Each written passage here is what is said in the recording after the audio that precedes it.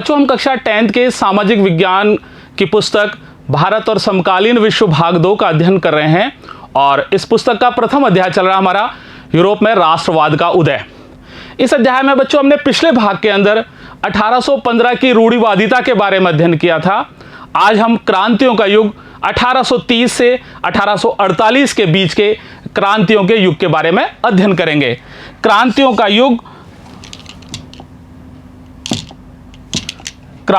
युग 1830 से लेकर के 1848 के बीच का। क्रांतियों का युग 1830 से 1848 तक। बच्चों, जैसे जैसे रूढ़िवादी जो लोग थे, वो शासक, वो ताकतवर होते गए, वैसे वैसे उन्होंने उदारवाद और राष्ट्रवाद को क्रांति के नाम से जोड़ दिया। जैसे जैसे रूढ़िवादी ताकतवर हुए, वैसे यूरोप के अनेक क्षेत्रों में उदारवाद और राष्ट्रवाद को क्रांति से जोड़कर देखा जाने लगा। ये क्षेत्र कौन से थे? ये इटली और जर्मनी थे। ये ऑटोमन साम्राज्य के अधीन वाले राज्य वाले क्षेत्र थे। आयरलैंड और पोलैंड वाले क्षेत्र थे। ऐसे क्षेत्रों में इटली और जर्मनी के राज्य, ऑटोमन साम्राज्य के राज्य, आयरलैंड और पोलैंड भी ऐसे ही क्षेत्र थे, क्योंकि इन क्रांतियों का नेतृत्व उदारवादी और राष्ट्रवादी लोग ही कर रहे थे। इसलिए उन्होंने इनको क्रांतियों से जोड़ करके ही देखा। इन क्रांतियों का नेतृत्व उदारवादी और राष्ट्रवादी लोग ही कर रहे थे। ये लोग कौन थे? उदारवादी राष्ट्रवादी लोग ये मध्यम वर्गीय शिक्षित वर्ग के ऐसे लोग थे जो अपने आप में विशिष्ट भी थे, जैसे कॉलेजों के प्रोफेसर थे, जैसे स्कूलों के शिक्षक थे, क्लर्क थे, व्यापारी वर्ग के लोग थे। ये लोग इन क्रांतियों का नेतृत्व कर रहे थे। ये लोग शिक्षित मध्यम वर्गीय विशिष्ट लोग थे, जैसे प्रोफेसर थे, अध्यापक, क्लर्क और वाणिज्य व्यापार में लगे लोग इसके अंदर शामिल थे। और इस प्रकार से आप देखेंगे कि विभिन्न जगहों पर क्रांतियां हुई। इसमें सबसे पहले हम फ्रांस की क्रांति को या फ्रांस के विद्रोह को देखते हैं। फ्रांस में जुलाई 1830 में अचानक से ही एक विद्रोह हो गया और ब्रूओ राजा, जो कि रूढ़िवादी ताकतों के कारण 1815 के अंदर उसको बहाल किया गया था, क्रांतिकारियों ने उसको उखाड़ फेंका। प्रथम विद्रोह फ्रांस में जुलाई 1830 में हुआ और ब्रूओ राजा, जिसे 1815 में रूढ़िवादी प्रतिक्रिया के तहत सत्ता में बहाल किया गया था, उसे क्रांतिकारियों ने उखाड़ फेंका और उन्होंने एक संवैधानिक राजतंत्र की स्थापना की और उसका अध्यक्ष लुई फिलिप को बनाया गया। उसके स्थान पर संवैधानिक राजतंत्र स्थापित किया गया, जिसका अध्यक्ष लुई फिलिप को बनाया गया।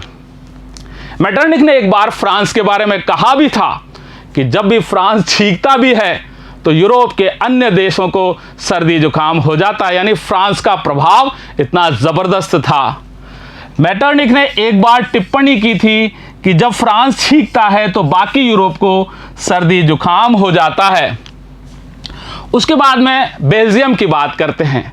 फ्रांस की इस जुलाई वाली क्रांति के बाद में 1830 के अंदर ब्रुसेल्स के अंदर भी एकदम से विद्रोह हो गया और ब्रुसेल्स यानी बेल्जियम जो उसका देश था, वो भी नीदरलैंड से अलग हो गया, पृथक हो गया। इस जुलाई क्रांति को देखकर ब्रुसेल्स, जो कि बेल्जियम में है, में वहां विद्रोह भड़क गया और वह नीदरलैंड से अलग हो गया। ये दो क्रांतियां हुई। तीसरी क्रांति यूनान का स्वतंत्रता संग्राम हम देखते हैं। देखिए बच्चों, यूनान 15वीं शताब्दी से ही ऑटोमन साम्राज्य के अधीन था और उसने यूरोप की जो क्रांतिकारी आंदोलन थे, उन आंदोलनों को देख करके यूनान ने भी अपने संघर्ष का बिगुल 1821 में बजा ही दिया। और इसकी क्रांति को देख करके यूरोप के जो शिक्षित अभिजात्य वर्ग के लोग थे, उनके अंदर भी राष्ट्रीय भावना का संचार हुआ। यूनान के स्वतंत्रता संग्राम ने पूरे यूरोप के शिक्षित अभिजात्य वर्ग में राष्ट्रीय भावनाओं का संचार किया। 15वीं सदी से ही यूनान ऑटोमन साम्राज्य का हिस्सा था, उसका गुलाम था। यूरोप की क्रांतिकारी राष्ट्रवादी प्रगति को देखकर यूनानियों का 1821 से संघर्ष प्रारंभ हो गया। यूनान ने 1821 से अपना संघर्ष प्रारंभ कर दिया यूरोप की क्रांतिकारी गतिविधियों को देख करके। और आप देखिए यूनान के जो बहुत सारे राष्ट्रवादी नेता थे उनको निर्वासित कर रखा था, तो पश्चिमी यूरोप के लोगों का उनसे बहुत ज्यादा सहानुभूति थी, क्योंकि वो सभी यूनान की जो प्राचीन संस्कृति थी उस संस्कृति से भलीभांति परिचित थे। यूनान से निर्वासित कर दिए गए राष्ट्रवादियों के साथ पश्चिमी यूरोप के अनेक लोगों का जो प्राचीन यूनानी संस्कृति से सहानुभूति रखते थे उनका समर्थन मिला। और जो कवि और कलाकार थे उन्होंने भी यूनान को यूरोप की संस्कृति का पालना कहा, और उन्होंने भी इस मुस्लिम साम्राज्य यानी ओटोमन साम्राज्य के खिलाफ जाकर के यूनान के लिए जनमत संग्रह करवाया। कवियों और कलाकारों ने यूनान को यूरोपीय सभ्यता का पालना बताकर प्रशंसा की और मुस्लिम साम्राज्य के विरुद्ध यूनान के संघर्ष के लिए जनमत जुटाया। और देखिए एक अंग्रेज कवि लॉर्ड बायरन जो थे उन्होंने भी यूनान के लिए धन इकट्ठा किया बहुत सारा, और वो लड़ने के लिए स्वयं भी यूनान भी गए। यद्यपि 1824 के अंदर बुखार से उनकी मृत्यु हो गई। अंग्रेज कवि लॉर्ड बायरन ने धन इकट्ठा किया और बाद में लड़ने भी गए, जहां 1824 में बुखार से उनकी मृत्यु हो गई। लेकिन अंततः 1832 में कुस्तुनतुनिया संधि के द्वारा यूनान एक राष्ट्र राज्य के रूप में गठित हुआ, यानी एक राष्ट्र राज्य बन गया 1832 में। अंततः 1832 की कुस्तुनतुनिया संधि से यूनान एक स्वतंत्र राष्ट्र बन गया, वो स्वतंत्र हो गया ओटोमन साम्राज्य से। अब देखिए रूमानी कल्पना और राष्ट्रीय भावना एक नई चीज। रूमानी कल्पना क्या है? रूमानी कल्पना के द्वारा राष्ट्र के प्रति भावना जागृत करना। देखिए राष्ट्रवाद केवल युद्धों से और क्षेत्रीय विस्तारों से ही हो यह कोई आवश्यक नहीं है। संस्कृति का भी बहुत बड़ा योगदान होता है राष्ट्रवाद को जगाने में, उसको पैदा करने में, उसको बढ़ाने में। राष्ट्रवाद का विकास केवल युद्धों और क्षेत्रीय विस्तार से ही नहीं हुआ, बल्कि इसमें संस्कृति ने भी अहम भूमिका निभाई थी। और देखिए बहुत सारी कहानियों से, काव्यों से, गीत से, संगीत से, इन सब से भी राष्ट्रवाद को गढ़ा भी जा सकता है और व्यक्त भी किया जा सकता है। कला, काव्य, कहानियों और किस्सों और संगीत ने भी राष्ट्रवादी भावनाओं को गढ़ने और व्यक्त करने में सहयोग दिया। अब देखिए रूमानीवाद। रूमानीवाद है क्या चीज? रूमानीवाद एक ऐसा सांस्कृतिक आंदोलन है जो एक विशेष प्रकार का राष्ट्रीय भावना या राष्ट्रवाद को पैदा करता है, एक विशिष्ट प्रकार के। रूमानीवाद एक ऐसा सांस्कृतिक आंदोलन था जो एक खास तरह की राष्ट्रीय भावना का विकास करना चाहता था। और जो रूमानी कलाकार थे और कवि थे वो तर्क वितर्क और विज्ञान के महिमा मंडन की सदैव ही आलोचना करते थे, यानी विज्ञान को इतना ज्यादा महत्व देना ज्यादा ठीक नहीं है। इन रूमानी कलाकारों और कवियों ने तर्क वितर्क और विज्ञान के महिमा मंडन की आलोचना की। और उन्होंने किस चीज पर जोर दिया? उन्होंने भावनाओं पर, अंतर्दृष्टि पर और रहस्यमयी भावनाओं पर अधिक जोर दिया। उन्होंने भावनाओं, अंतर्दृष्टि और रहस्यमयी भावनाओं पर अधिक जोर दिया। और उन्होंने राष्ट्र के आधार के लिए दो चीजों को विशेष रूप से माना, साझा सामूहिक विरासत और साझा सांस्कृतिक अतीत। यानी सबका समान ये विरासत जो है, हमारा जो राष्ट्र है वो सबकी सामूहिक रूप से है, सबका उसके प्रति दायित्व है। और हमारा जो अतीत है वो भी सब, उसकी जो संस्कृति है वो भी सबकी साझी है। ऐसा हम मानेंगे तो हमारा जो राष्ट्र है वो सदैव विकास की तरफ बढ़ेगा। और इसके लिए देखिए आप कि एक जर्मन रूमानी जो एक दार्शनिक थे, ग्राउंडफील्ड, उन्होंने कहा कि सच्ची जर्मनी संस्कृति जर्मन के, जो आम जर्मन के अंदर व्यक्त होती है, यानी आम जर्मन के अंदर सच्ची जर्मनी संस्कृति है। जर्मनी रूमानी चिंतक व दार्शनिक गॉटफ्रीड ने दावा किया था कि सच्ची जर्मनी संस्कृति उसके आम लोगों में नहीं थी, आम लोगों के अंदर ही जर्मनी की सच्ची संस्कृति थी। उन्होंने यह भी कहा कि किसी भी राष्ट्र की आत्मा उसके लोकगीत, उसके लोक नृत्य, उसके जन काव्य होते हैं। इसलिए हमको उनको एकत्रित करके, उनको सहेज करके और उनको अंकित करके रखना चाहिए, क्योंकि ये राष्ट्र के विकास के अंदर या राष्ट्र के निर्माण के आवश्यक तत्व होते हैं। राष्ट्र की सच्ची आत्मा लोकगीतों, लोक नृत्यों और जनकाव्यों से प्रकट होती थी, इसलिए इनको एकत्र करना और अंकित करना राष्ट्र के निर्माण के लिए आवश्यक था। और स्थानीय बोलियों पर भी बहुत अधिक बल दिया जाना चाहिए।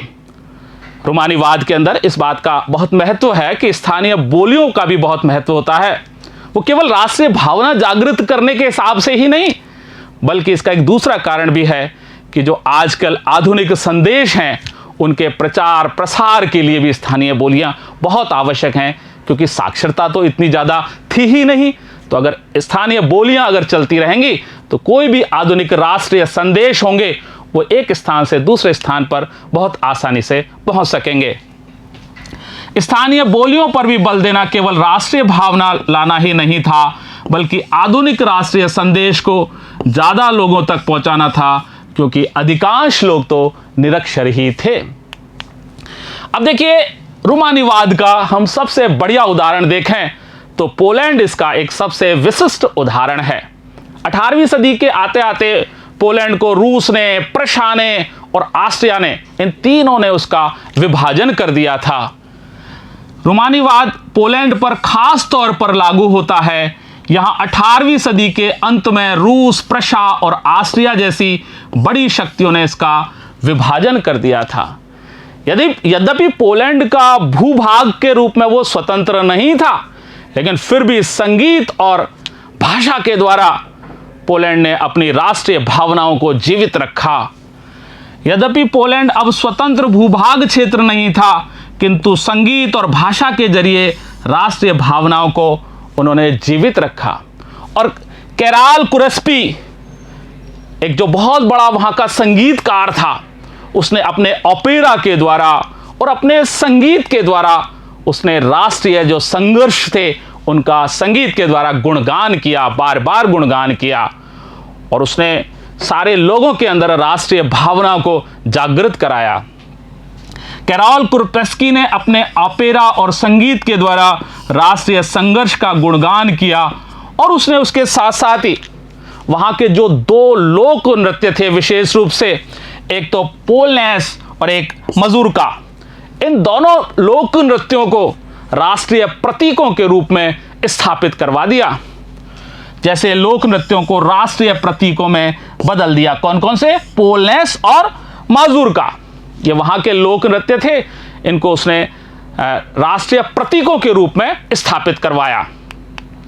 भाषा का भी बड़ा अहम योगदान था राष्ट्रीय भावनाओं को जागृत करने के अंदर। पोलैंड के अंदर, पोलैंड में पोलिश भाषा वहां की स्थानीय भाषा थी, लेकिन जैसे ही रूस ने पोलैंड पर अपना अधिकार किया तो उसने वहां के स्कूलों के अंदर पोलिश भाषा को हटा करके और रूसी भाषा को वहां लाद दिया था। यद्यपि इसके खिलाफ 1831 के अंदर सशस्त्र विद्रोह भी हुआ, लेकिन उसको दमन पूर्वक दबा दिया गया था। भाषा ने भी राष्ट्रीय भावनाओं के विकास में महत्वपूर्ण भूमिका निभाई।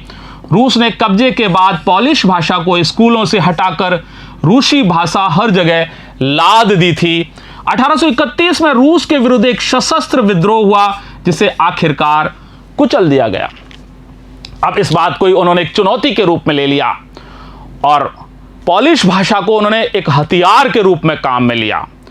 यहां तक कि आप देखिए कि वहां के जो चर्च थे, गिरजाघर थे, वहां पे जो पादरी थे, बिशप थे, उन्होंने अपना सारा काम पोलिश भाषा में ही करना प्रारंभ कर दिया। उन्होंने छोड़ा ही नहीं पोलिश भाषा को, रूसी भाषा को अपनाया भी नहीं। उन्होंने चर्च के सारे जो भी कार्यक्रम थे, सांस्कृतिक कार्यक्रम या कोई धार्मिक शिक्षा वगैरह जो भी कोई कार्यक्रम होते थे, उसके अंदर वो पोलिश भाषा को ही काम में लेते थे, ना कि रूसी भाषा को। इसका विरोध करने के लिए भाषा को हथियार बनाकर चर्च के आयोजकों और संपूर्ण धार्मिक शिक्षा में पोलिश का इस्तेमाल हुआ, जिसके परिणाम स्वरूप पादरियों और बिशपों को जेल में डाल दिया गया था। लेकिन फिर भी उन्होंने रूसी भाषा को नहीं अपनाया और पोलिश भाषा को ही काम में लिया। और आप ये देख लीजिए कि इसका परिणाम ये हुआ कि जो पोलिश भाषा थी वो रूस के लिए एक प्रभुत्व के लिए खतरा बन करके और पोलिश भाषा ने एक हथियार के रूप में काम में किया, एक संघर्ष के रूप में काम में लिया। रूसी अधिकारियों ने इन्हें सजा देकर साइबेरिया भेज दिया क्योंकि उन्हें रूसी भाषा का प्रचार करने से इनकार कर दिया था। पोलिश भाषा रूसी प्रभुत्व के विरुद्ध संघर्ष के प्रतीक के रूप में देखी जाने लगी थी। देखिए आप एक इस चित्र को देखिए, यह चित्र फ्रांसीसी चित्रकार देलाक्रुआ के द्वारा बनाया गया चित्र है और इस चित्र के द्वारा देलाक्रुआ ने यूनानी लोगों के प्रति सहानुभूति प्राप्त करने की कोशिश की है। यह चित्र फ्रांसीसी चित्रकार देलाक्रुआ का रोमानी चित्र है। यह एक घटना को चित्रित करता है जिसमें कियोस द्वीप पर तुर्कों ने 20,000 यूनानियों को मार डाला था। यानी एक बार कियोस द्वीप के ऊपर तुर्कों ने 20,000 यूनानियों को मार दिया था, उससे संबंधित ये चित्र है। देलाक्रुआ ने घटना को नाटकीय बनाकर महिला और बच्चों की पीड़ा को केंद्र बिंदु बनाते हुए चटक रंगों का प्रयोग करके देखने वालों की भावनाएं उभार कर यूनानियों के लिए सहानुभूति जगाने की कोशिश की है। देलाक्रुआ ने चित्र इस प्रकार का बनाया है जिस चित्र के द्वारा वो चटक रंग भर दिए महिलाओं और बच्चों की पीड़ाओं को दिखाया गया है और इसके द्वारा उसने यूनानियों के प्रति सहानुभूति प्राप्त करने की विशेष कोशिश की है। इसी प्रकार ग्रिम बंधुओं की कहानी लोक कथाएं और राष्ट्र निर्माण से संबंधित है। अब देखिए बच्चों, ग्रिम बंधु जो थे वो जर्मनी के हनाऊ शहर के रहने वाले थे और ग्रिम्स फेयर टेल्स के नाम से उनकी लोक कथाएं हैं। ग्रिम्स फेयर टेल्स के लेखक ग्रिम बंधुओं का जन्म जर्मनी के हनाऊ शहर में हुआ था और जब ये दोनों भाई शुरू में ही जब कानून की पढ़ाई कर रहे थे उसी समय इनको लोक कथाएं एकत्रित करने का शौक लग गया। ये गांव-गांव जाते, वहाँ लोक कथाओं को सुनते, उन लोक कथाओं को जो प्राचीन काल से चली आ रही थी, जिनको बड़े बूढ़े जवान सभी पसंद करते थे, ऐसी ये लोक कथाओं को लिखते, लाते, संकलित करते और इस प्रकार से उन्होंने एक संकलन का 1812 के अंदर प्रथम बार प्रकाशन करवाया। उसके बाद में ये जो ग्रिम बंधु थे ये उदारवादी राष्ट्रवादी आंदोलनों से जुड़ गए और प्रेस की स्वतंत्रता के लिए भी इन्होंने काफ़ी आंदोलनों में भाग लिया। ग्रिम बंधु सदैव से ही फ्रांस के प्रभुत्व को जर्मनी के लिए बहुत ही खतरनाक मानते थे और उनका ये कहना था कि भाई जो हम जो ये काम कर रहे हैं ये जर्मन भाषा के प्रोत्साहन के लिए, उसके आगे विकास के लिए कर रहे हैं और हम फ्रांसीसी प्रभुत्व का विरोध कर रहे हैं इसके द्वारा और जर्मन राष्ट्रीय पहचान को हम आगे ले जाने की कोशिश कर रहे हैं। जिस समय ये दोनों भाई कानून की पढ़ाई कर रहे थे उसी समय उन्होंने शौकिया तौर पर पुरानी लोक कथाएं इकट्ठा करना शुरू कर दिया। वे 6 साल तक गांव-गांव जाकर यही काम करते रहे। वे लोगों से बात करते थे और पीढ़ियों से चली आ रही जो भी लोक कथा उनकी जानकारी में आती उसे लिखकर रख लेते थे। ये कहानियां बच्चों और बड़ों में समान रूप से पसंद की जाती थी। 1812 में उन्होंने इन कहानियों का पहला संग्रह प्रकाशित करवाया। बाद में दोनों भाई उदारवादी राजनीति में सक्रिय हो गए और प्रेस की स्वतंत्रता के आंदोलन में उन्होंने विशेष रुचि ली।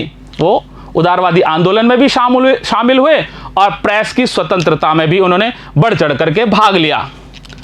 ग्रिम बंधु फ्रांस के वर्चस्व को जर्मन संस्कृति के लिए खतरा मानते थे। वो ये सोचते थे अगर फ्रांस जितना शक्तिशाली होगा जर्मनी के लिए वो उतना ही खतरनाक होता चला जाएगा।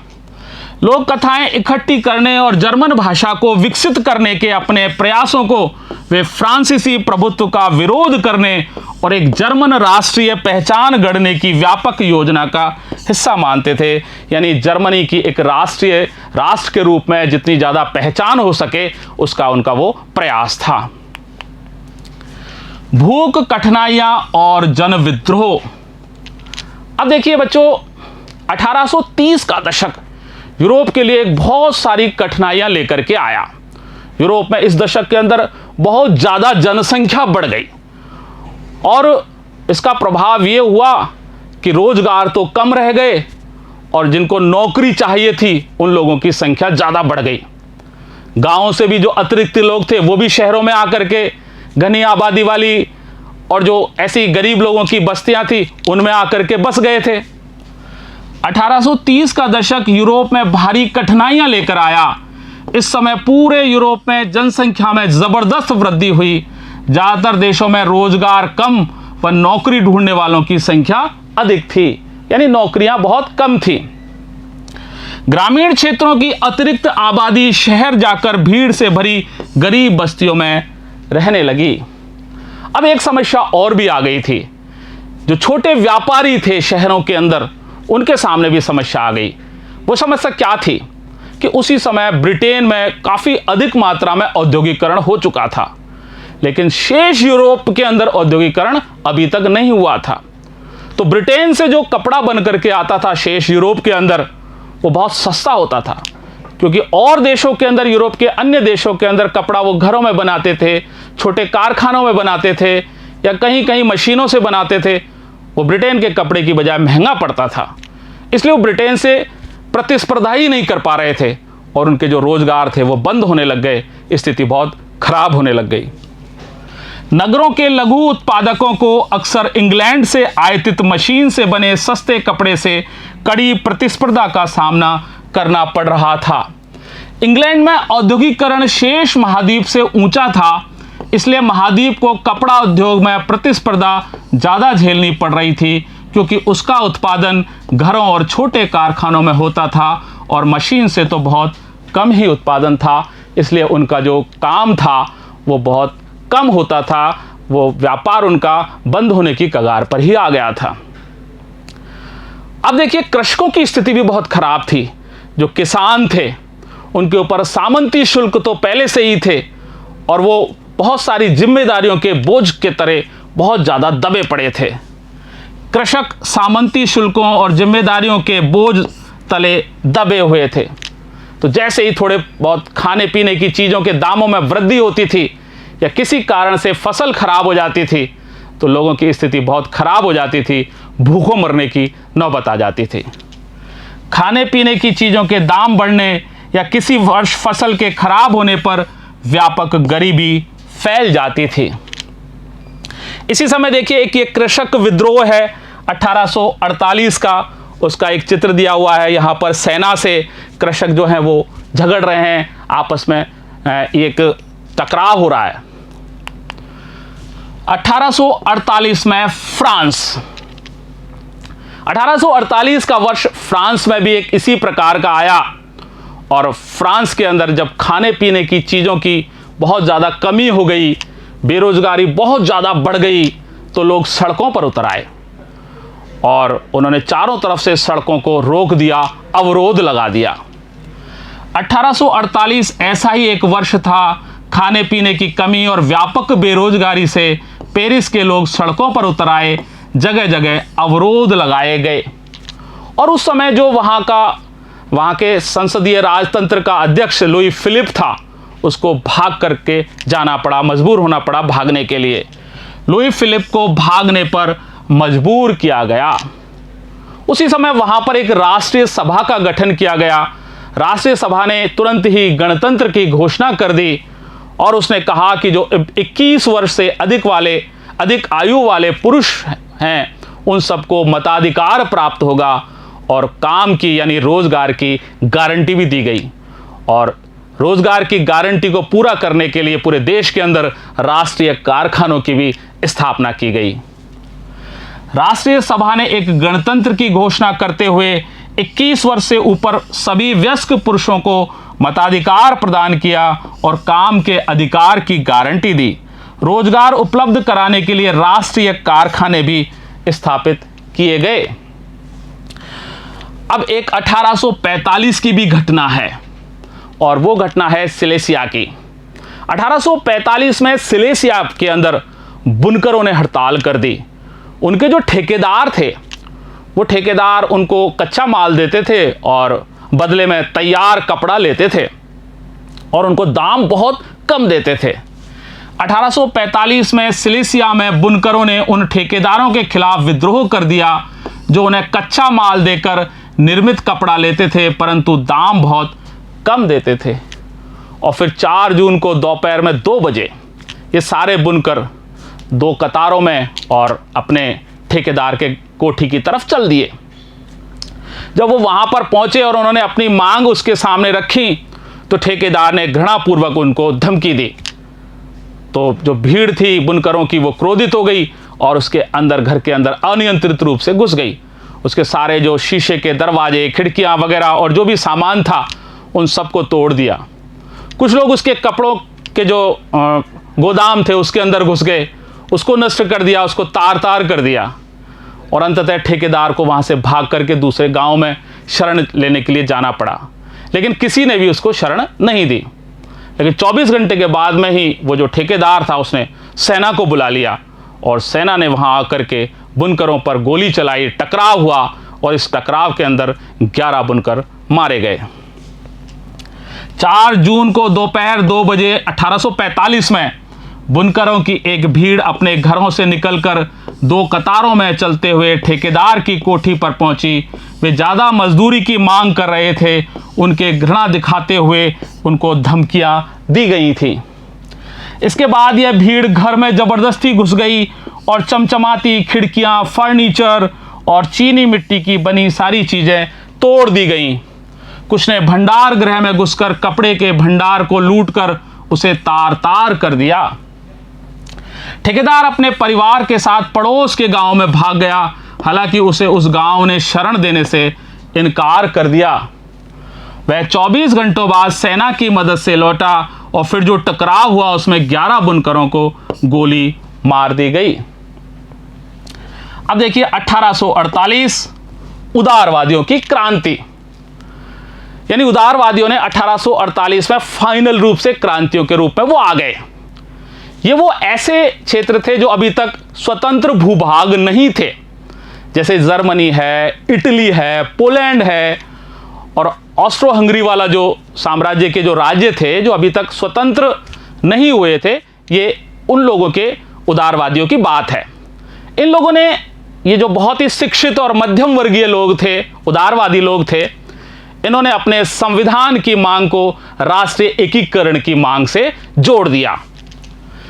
यूरोप के वे भाग जहां स्वतंत्र राष्ट्र राज्य अस्तित्व में नहीं आए थे, जैसे Germany, Italy, Poland, Austria Hungary साम्राज्य के राज्य, तो यहां के उदारवादी मध्यम वर्गों के स्त्री पुरुषों ने संविधान की मांग को राष्ट्रीय एकीकरण की मांग से जोड़ दिया। उन्होंने राष्ट्र राज्य की भी मांग की और राष्ट्र राज्य की मांग के साथ साथ उन्होंने संविधान, प्रेस की आजादी और राजनीतिक संगठन या किसी भी प्रकार के संगठन बनाने की मांग भी की कि उसके लिए भी हमें आजादी मिलनी चाहिए। उन्होंने राष्ट्र राज्य के निर्माण की मांग भी की, जिसमें संविधान, प्रेस की स्वतंत्रता और संगठन बनाने की आजादी की भी मांग की। ऐसा ही जर्मनी में भी हुआ। जर्मनी में जो राजनीतिक संगठन थे वो सारे के सारे संगठन फ्रैंकफर्ट शहर के अंदर एकत्रित हुए और उन्होंने वहां पर जनरल नेशनल असेंबली बनाने के लिए प्रतिनिधि सभा का चुनाव करवाए। वहां पे प्रतिनिधियों के चुनाव हुए। इसके लिए जर्मन इलाकों में राजनीतिक संगठनों ने एक जर्मन नेशनल असेंबली के पक्ष में मतदान का फैसला लेकर फ्रैंकफर्ट शहर में मतदान किया और 18 मई 1848 को चुने गए जो 831 प्रतिनिधि थे वो फ्रैंकफर्ट संसद के अंदर सेंट पॉल चर्च में जाकर के उन्होंने अपना आसन ग्रहण कर लिया। 18 मई 1848 को 831 निर्वाचित प्रतिनिधियों ने फ्रैंकफर्ट संसद में, जो कि सेंट पॉल चर्च में आयोजित हुई, उसमें अपना स्थान ग्रहण कर लिया और वहां जाकर के उन्होंने संविधान का प्रारूप तैयार किया। पहला काम उन्होंने ये किया, उन्होंने जर्मन राष्ट्र के लिए एक संविधान का प्रारूप तैयार किया। अब दूसरा काम था राष्ट्र की अध्यक्षता। अब राष्ट्र की अध्यक्षता कौन करेगा? यद्यपि वो संसद के अधीन होना था, इसके लिए उन्होंने प्रशा के राजा फ्रेडरिक विलियम चतुर्थ का चुनाव किया और जैसे ही उसको ताज पहनाने जाने लगे उसने ताज पहनने से इनकार कर दिया। उसने उन राजाओं का साथ दिया जो इस संसद के विरोधी थे। इस राष्ट्र की अध्यक्षता एक ऐसे राजा को सौंपी गई जिसे संसद के अधीन रहना था।